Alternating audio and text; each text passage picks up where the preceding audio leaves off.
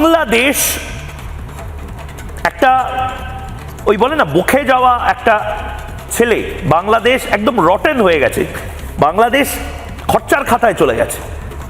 কিন্তু বাংলাদেশ খরচার খাতায় যাওয়ার মানে একটা আপেল নষ্ট হওয়ার মানে গোটা ঝুড়ির আপেলটাকে বা কমলাটাকে নষ্ট করবে ওই একটা ফল। গোটা উপমহাদেশকে অলরেডি নষ্ট করে ফেলেছে এই পাকিস্তান বলে এই অসভ্য বর্বর দেশটি।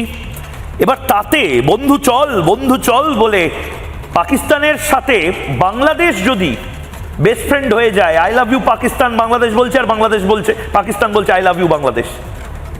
এই বাংলাদেশ পাকিস্তান তারা যদি গোটা উপমহাদেশটাকে নষ্ট করার চেষ্টা করে, অলরেডি করছেও, বাংলা বাঁচবে না। কিন্তু আমি আজকে বাংলাদেশ নিয়ে শো করছি না, আমি বাংলা নিয়ে চিন্তিত। রাত 8টায় আমি যে শোটা শুরু করেছি সেটা কি নিয়ে, রাত 8:15-তে যেটা নিয়ে বলবো সেটা কি, এবং রাত 8:35-এ কি বলবো একবার দেখে নিই। রাত 8টায় যেটা নিয়ে এই মুহূর্তে আমাদের কথা হচ্ছে, বাংলাকে ক্রমশ বাংলাদেশ বানানোর চেষ্টা চলছে, একটা ভীষণ ডিপ কনস্পিরেসি চলছে বাংলাকে বাংলাদেশ বানানোর, রাত 8টায়। এরপর রাত 8:15-তে 26-এই বাঙালি হিন্দুদের শেষ সুযোগ।